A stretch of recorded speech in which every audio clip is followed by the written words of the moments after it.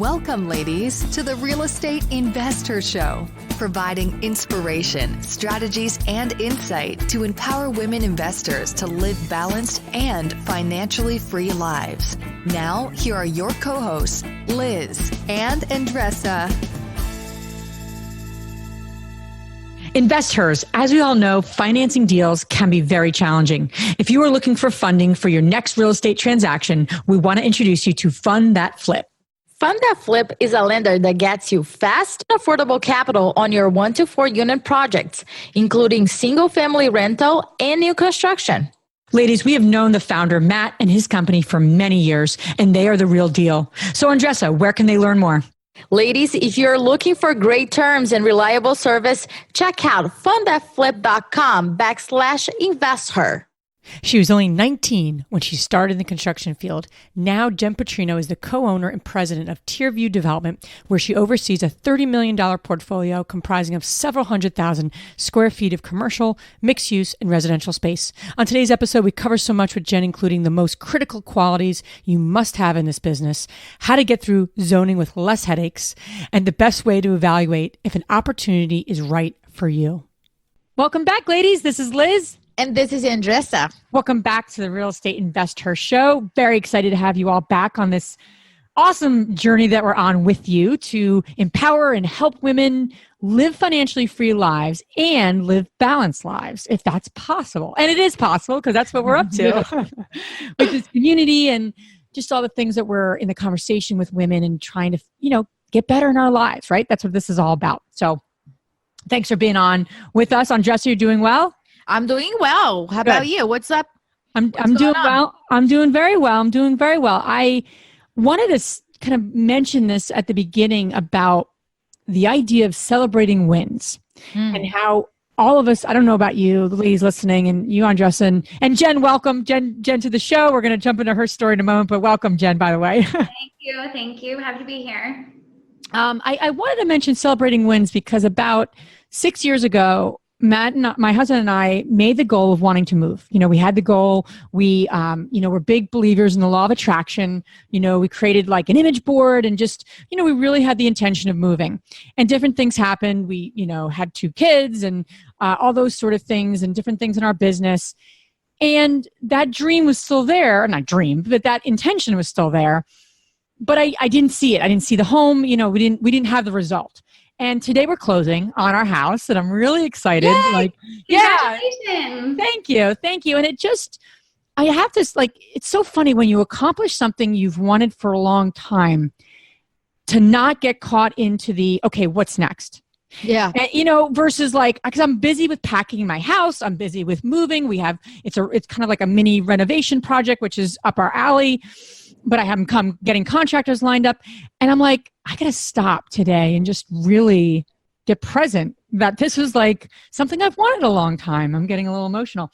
But, it just goes to show you, the ladies listening, what can you celebrate? And when you accomplish, it doesn't have to be just a big thing. It could be a small thing. But when you get something that you've wanted, as small or as large, whatever it is, stop and celebrate it. Because if you don't celebrate it, you're just going to go on to the next thing and then the next thing and the next thing. And it just becomes, you don't get satisfied. And I think I'm just becoming present to it because I'm like, I've wanted this a long time and I'm going to celebrate this moment, So I just want to share that. What you're mentioning there, it's hard in terms of, it's not hard to do it, but it's hard to be conscious about it and make a decision to celebrate that. I see in myself too, I don't stop to celebrate. And even during our mastermind meeting this week, we have our time to celebrate our wins. And I was like, okay, let me look back and see it. If I have any win, and we all have several, but we don't celebrate them. Therefore, we kind of dismiss. And what you're saying is a typical example. It's a great goal that you guys had and you're accomplishing it right now. Not celebrating, you will take the value out of it. Yeah. And I think gratitude, right? So if you think about, okay, you could celebrate with a lot of ways, but just the essence of gratitude is a way to celebrate. So I wrote in my journal this morning, just I'm so grateful. I'm grateful for this opportunity. I'm grateful for it all. So So yeah, I just wanted to Yes. share that. And Congratulations. Thank you. So without further ado, Jenn, thank you so much for being on our show. And, to the ladies listening, and obviously for us as well, we like to kind of kick things off as we get into this conversation around, what compelled you to begin, to get involved in real estate investing, and, what propelled you? What was it for you that pulled you into this business? So, if you don't mind sharing that with all of us, that'd be great. Yeah. So, I started in construction, and I started more by accident than design. I started, back in 2003. I was going to college and working my way through school, and my boyfriend at the time was working for a construction company, and they were just completely overwhelmed. And he said, please, please, please come in and answer phones. We desperately need someone. And I came in the next day and really never left. So I spent almost a decade in construction working with different subcontractors, different general contractors, building spec houses, working with developers. Then I got the opportunity in 2013 to transition into development. And I had, by that point in time, like I said, almost 10 years in construction, and it was a pretty easy transition going from the construction side to the development side. So again, somewhat more by accident than design, but I have found so much of my passion in development and construction. Wow. So you were on your 20s when you started. I was actually 19 when Wow. I started in construction. So look at that. So when you look back, and I don't know many 19-year-old or even like early 20s or late 20 ladies that are in construction and have that background that you acquire by being in the business for so long.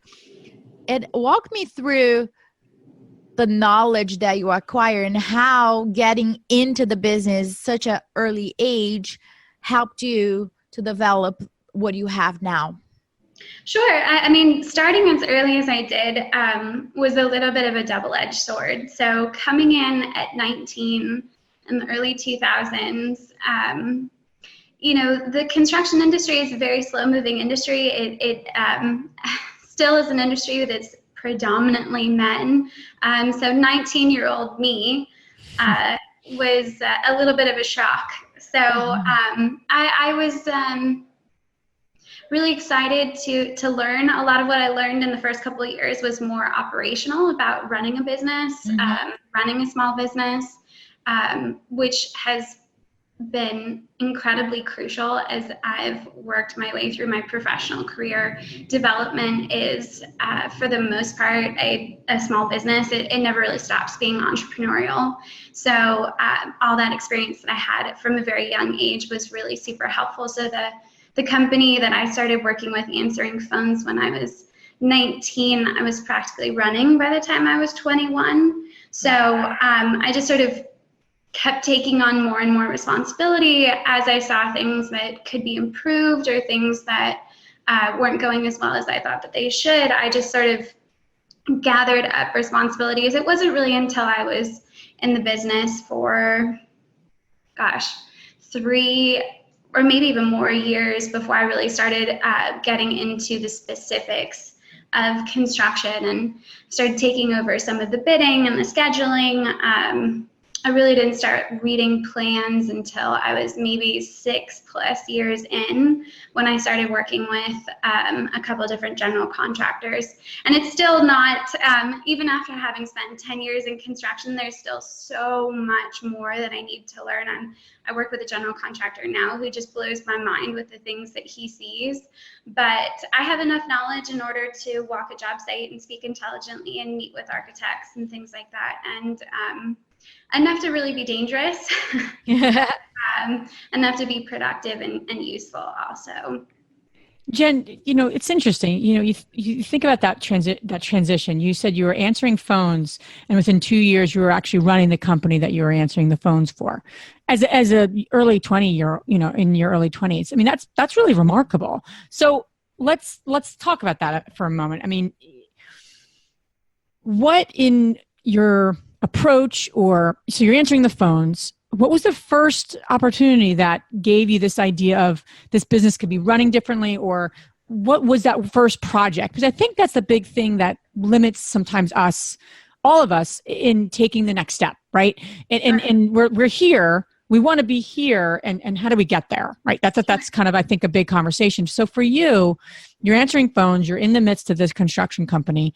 What propelled you to see an opportunity, not just see it, but then actually take action and move yourself towards it? So I'm just curious to understand a little bit. Sure. I wish I had a great reason other than being nosy and bossy, but I really don't. Those are good reasons.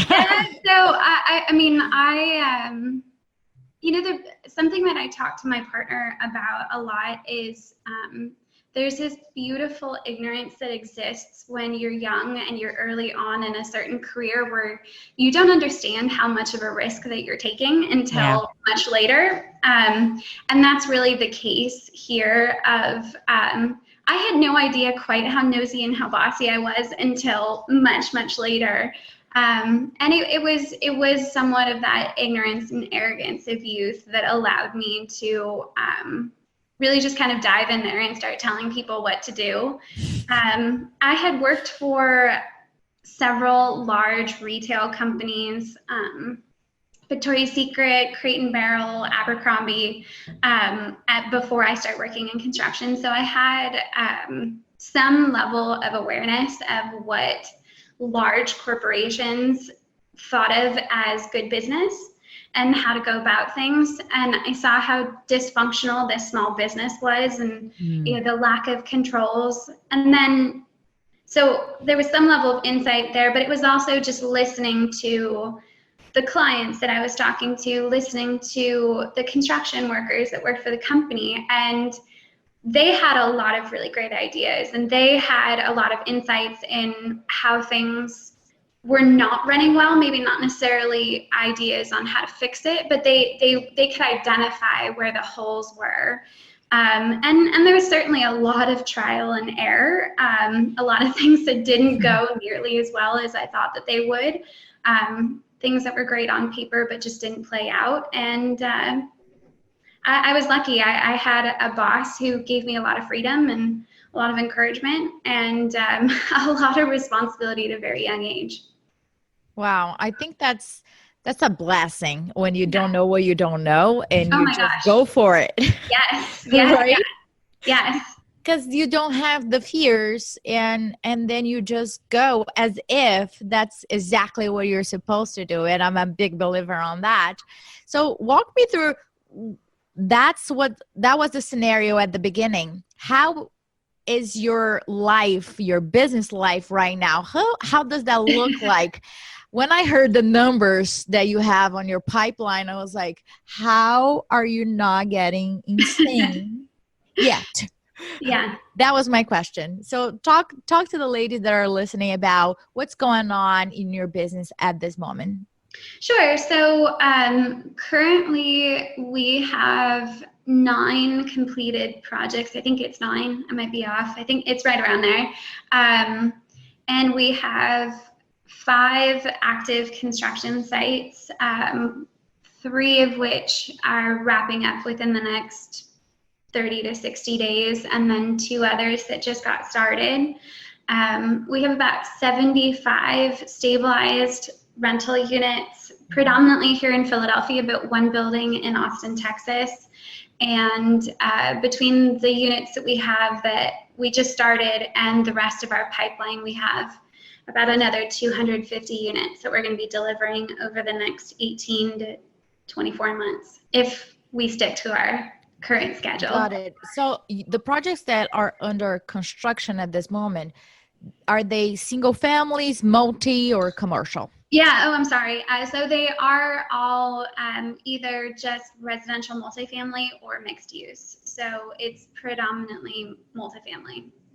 And Jenn, you've done some really neat, looking at your website and just doing some research, you've done some really neat conversions, right? I think a church, right? And I saw the picture of it and I'm like, wow, that does look like a church. Like, kind of, and, you see this now where, it's especially in cities and those very, those areas that would warrant, these type of development opportunities. So I'm curious, what's been the craziest development you've done? Not craziest, but like what's the most interesting development that your company has done or you've been involved in? And sometimes it's those things that we just didn't know could be something else. So I'm sure you have different eyes than most people because most people don't see what you probably see. That's what makes you very, very successful. So what's been like the project that's kind of, been the most intriguing to you in your path here? Sure. So, you mentioned the church. That's definitely been my passion project. So it was originally built in 1855. The land, I think, was actually purchased from one of the descendants of John Adams, one of his family tree. And it was from 1855 to 2014, continuously operated by the same denomination. Wow. In 2014. It never changed hands. So when we purchased the church, we made our first offer in February of 2014. I'm sorry. We made our offer in February 2015. And then because of title issues, there was a lease pendants on the property from a person who had previously tried to purchase it. So, just working through all the different craziness, some of which had to do, the actual deed was handwritten from 1855. Wow. So we had to bring in a handwriting expert in order to read the deed. Wow. Oh my gosh. It was something called a ground rent on the parcel that is different than a ground lease. It's super, super complicated. We didn't actually bring it to the settlement table until May of 2016. Wow. So almost, what's that, 16 months in order to work through all the problems. And then when we finally did close on it, the building looked like the church had just stopped operating the day before. The pews were still in place. There were Bibles just sitting left open. It was really like original stained glass from the 1800s. It had been renovated in the 1920s, so they had actually covered over the old frescoes and put up tin ceilings. So it just so much amazing character in the building. And we worked with an architect who's a local here in Philadelphia. They're right in Northern Liberties. And they had a beautiful concept for the structure to really work with the look and feel of it without changing it too much, which is really, really important. I didn't want, we could have gone in and built boxes inside the building, but I wanted something that would still have the sense that you were walking into a really beautiful old building. And so we started construction on that in December of 2017. Oh, we had to go through the zoning process. We had multiple. What a fun process. Oh my goodness. Super We had fun. a lot of pushback from the neighborhood. Interestingly enough, I was very surprised. What was their concerns? They were very concerned about the parking. So they had very simple math. So it was legal for 4 single-family homes. Okay. And we told them from the very beginning, it's 12 units or it's nothing. That was what the math worked out to. It was 12 apartments or nothing. And I went in with this whole idea, this sort of grand concept of, we're going to be very straightforward with the neighborhood and we're going to tell them exactly what we need. We're not going to go in and try and negotiate, very, very, very transparent. And so with 12 units, they heard 12 cars. With 4 houses, they heard 8 cars. And so they took the 8 cars over the 12. That was the math that they ultimately came to. And so they kept trying to bargain us down. Oh, well, would you accept 8 units? No. Would you accept 10 units? No. we've said from the beginning that we need 12 units or nothing. So we ultimately went to the ZBA, and we did get approval from the zoning board to do the 12 units. Started construction in December, spent about $250,000 just reinforcing the structure itself. Yeah, I was gonna ask about that because it's so old, and who knows? Once I found horsehair in one of my seriously, and I brought the engineer in, and I was like, "What is this here? Is there a body here? Like, I should be concerned. I know it's South Philadelphia. No, this is horsehair, and don't touch it. Like, leave it, don't touch it. It's structurally sounded, so leave it." But that was in one wall. A church, you have so many huge structures to deal with. Yeah, and we were building inside the structure, so we actually had to rip out the entire existing ground floor and pour new footings so we could have bearing walls inside the structure. So the exterior structure wasn't sound enough for us to actually bear on it. So we built a structure within a structure. And so $250,000 later, we were able to actually start the construction work itself. And as of today, we are almost completely rented. So that's awesome. That's so cool. Jenn, a lot of people, because we've gotten involved in development as well, and it's a process. It's a long process. And for the ladies listening and maybe considering development or taking their current kind of projects to a different level, you've worked with zoning, you've worked with the local community. What are tips that you can tell them? What are some things that you wish you would have known as through your journey? And obviously you know them now because of the size and level of complexity of the projects you're working on. But if somebody's listening to this and embarking on, they see that eyesore on a block and they're like, that could be amazing.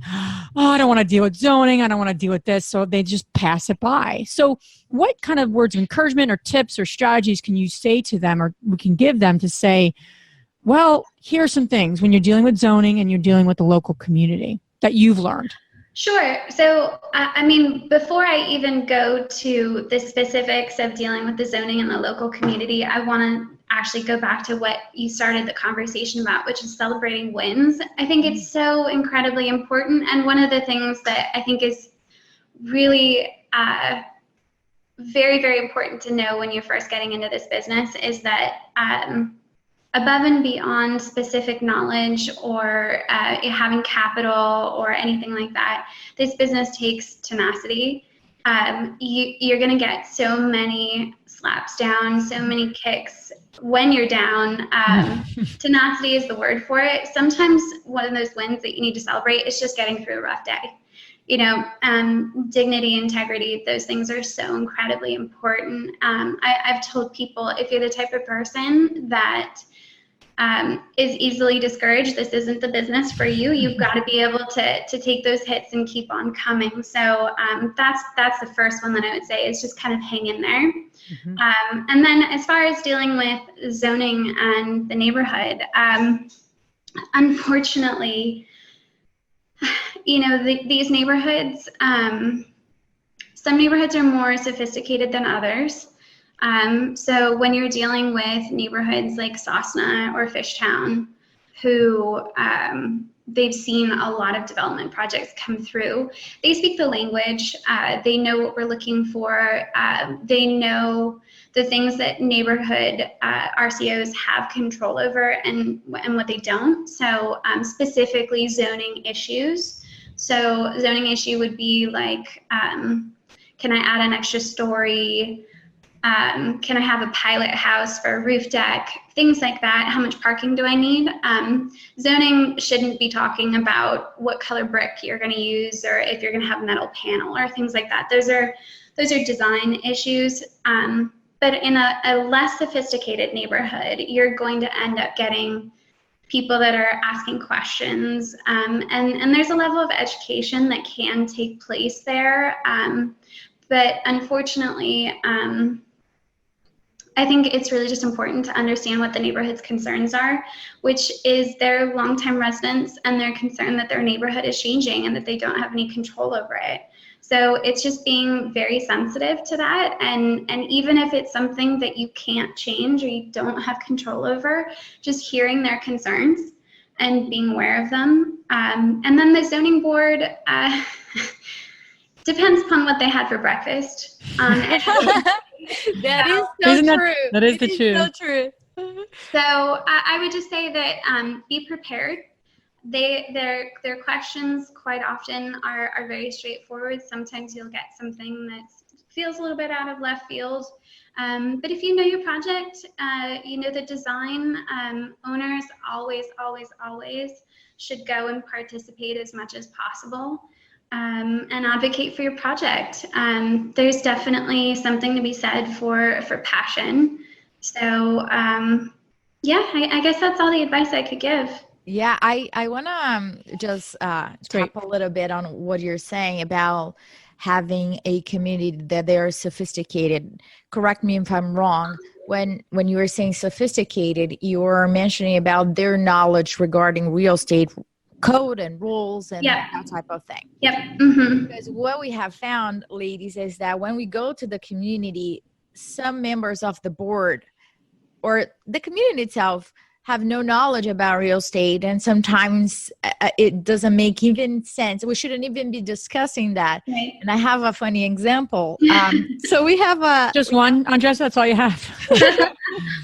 One of them. This is like pretty funny because I got a little shocked. I was like, I have no idea what he's talking about. So I also went to so many, community meetings with that mentality. They're going to love this because I live in this community. I care about it. I'm not here to just, change things around. And it is a triplex. The bottom was a candy store in 1950s. I still found candies around when I purchased. So crazy. So not a good spot for a commercial. So we were converting only the bottom unit into a residential unit.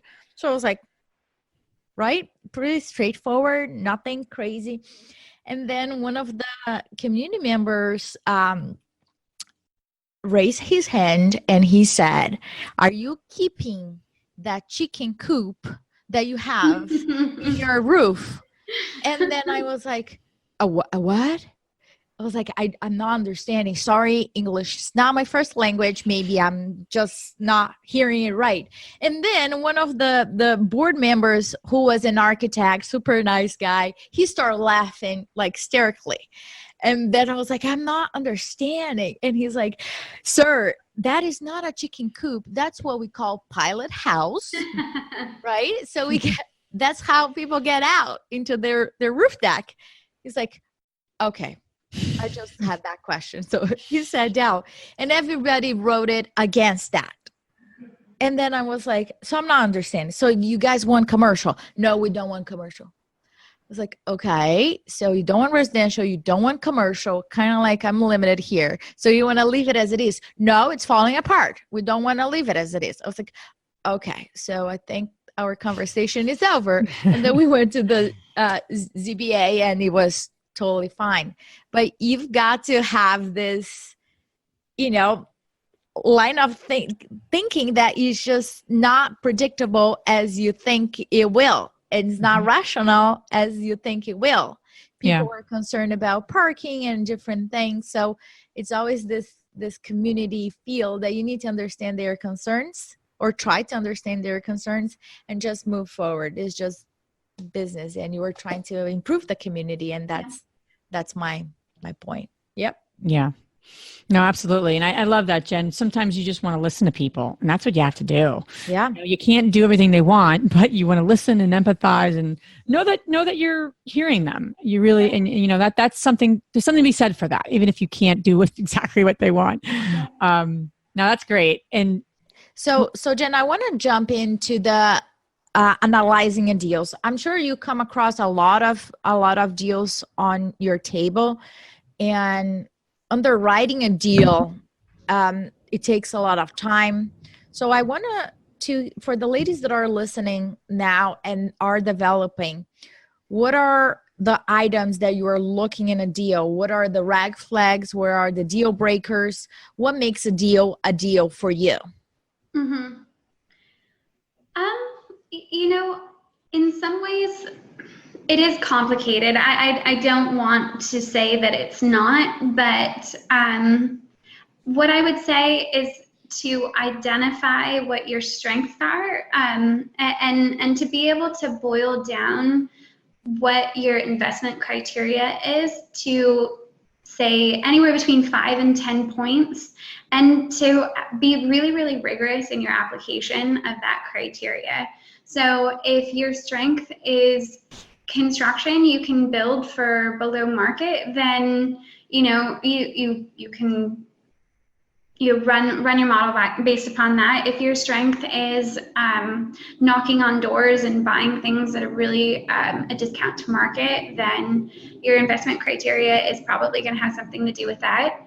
We've gone through an exercise and are still going through it and still trying to learn about what kinds of deals that we're trying to target.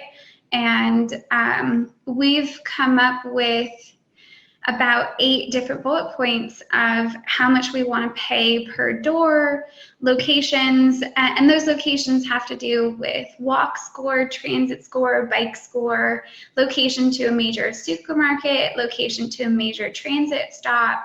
And then, of course, we also look at return metrics on the deal. So every developer has a different metric that they focus on. So some developers focus on IRR, some developers focus on cash. Mm-hmm. And just, I would say, knowing what your threshold is and what you feel comfortable with, and don't deviate. It's so easy in this business to say, oh, that almost fits, or I could stretch for that. And it's when the market changes, when you're halfway through that project, that you get stuck. So you can be wrong later and say like, oh, I didn't understand that criteria. That's fine. But I would say understand your criteria of what you're trying to do and why you're trying to do it, and just stick with that. Even if it feels like you're not doing any deals for a long time, that's probably a good thing. Yeah, no, absolutely. And I just to, just jump into that conversation. That's amazing kind of like recommendations for analyzing a deal. That's stuff you can actually do to find a deal and to really, because, I'm having this conversation with my husband. We're teaching a webinar on finding apartment building deals. And people will say, oh, what kind of apartment building you're looking for? And people were like, a lot of units, where are you looking? Oh, anywhere, hot market. Okay. Like, and you start talking to people and who's serious and who's not. Like someone who answers questions like that, I'm like, okay, you heard a podcast and now you want to invest in apartment buildings. That's awesome. But if you go up to someone and say, what kind of development deals you're looking for? And you're able to list out your strengths, your investment criteria, your target market, the type of properties the type of projects you do, people are going to take you seriously. They're like, whoa, okay, this person is clear on what they're looking for. Right. I got to take them seriously. So really, so to find people, to find deals, you got to have that criteria, lock and load, ready to roll. So true. I mean, and I personally do most of my acquisitions through brokers. We do very little acquisitions directly with owners. So in order to have that investment criteria and to communicate that to brokers, bring me everything that fits within this set of blocks, that's this, this price, this number of square feet. Bring me any of those and you've got an offer on the table in 24 hours. That's how you make brokers work for you, and that's how you're going to be the first one that they bring things to, is if you can be very, very clear. Because that's a problem, especially when you're getting started in this business, is establishing relationships with brokers. Unless you have a skill and you can go out and knock on doors and create acquisitions that way, which is a skill that I'm so impressed by, but I just don't have the time, and I'm not sure that I have the knack for. But having brokers call you and let you know when they have something that's interesting is so crucial to this business. Mm-hmm. Absolutely. No, I can't say that enough. I love that. And it's, that those metrics are going to help you analyzing the deal, getting to the offer, as well as finding them. So that's just great, great advice on all those fronts. Jenn, you've been awesome. I'd love to spend another hour. We'd love to spend another hour with you. Got to have you back on.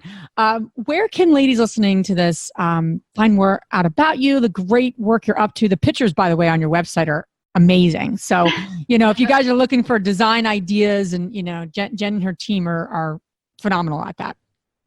So you can contact me directly through our website, which is tierviewdevelopment.com, or you can email me directly at Jenn@TierViewDevelopment, and that's Jenn with 2 N's, just in case. Great. And all this information you can find on our show notes. Now we're going to transition to our fabulous 3 questions. Are you ready, Jenn? Yes, I'm ready. All right. The first one is, what's the most transformational book you have ever read? Creativity Inc. It's the Pixar story. I absolutely loved the way that they talked about creating an environment that allows for creativity and a high level of collaborativeness, but still in a structured environment that has like clear set goals. Beautiful. The second question is, what's the most powerful routine you do to create a financially free and balanced life? I'll answer that with 2 things I've actually already said. So one is the investment criteria, knowing what my strengths are, knowing what our wheelhouse is. And the second thing is just tenacity, getting up every single day and even if yesterday was a terrible day, today is going to be a great one. Awesome. The last one is, which woman, famous or not, has inspired you the most? Oh, gosh. I don't even know. How do I, you know what? I probably am going to have to say my grandmother. She was not, she was never much of a career woman, but she married my grandfather at 19. She was a young girl in England and met my grandfather during the war, an American GI, and they met and married after 3 months, and she left her home and moved from England to San Francisco and left her entire family behind. And this is in 1945, so the likelihood of seeing her family again was very low. And she made a life for herself, and the smartest, classiest, most impressive woman who always had this amazing smile on her face, quip, make you laugh, and that sort of indomitable spirit. That was her, and always managed to do it with painted fingernails and her hair done perfectly. I'll never figure out how she did it, but she set the standard in tough, classy ladies for me. Wow, what a beautiful story. Yeah, that's really neat. I have this image in my head. It's great, yes. Great lady. Jenn, thank you so much for being on our show. Thanks for sharing your great story, your insight, your path to what you're up to, and all the wonderful things you're doing with the ladies listening and in our Invest Her community. So thank you for all your great, knowledge and great suggestions. My pleasure. Thank you for having me again. Great talking to you, Jenn. Bye. Bye. Bye. If you enjoyed this podcast and want to receive updates on our next interviews, go to our website, therealestateinvestor.com. There, you can subscribe to our show, become part of our investor community, and get updates on upcoming episodes. If you like our show, please share it with other women who would benefit. And don't forget to leave us a rating on iTunes. We'd really appreciate it. And as always, we encourage you to take one action as a result of today's show and put it into motion so you can live both a financially free and balanced life. Thanks for spending time with us. Ciao.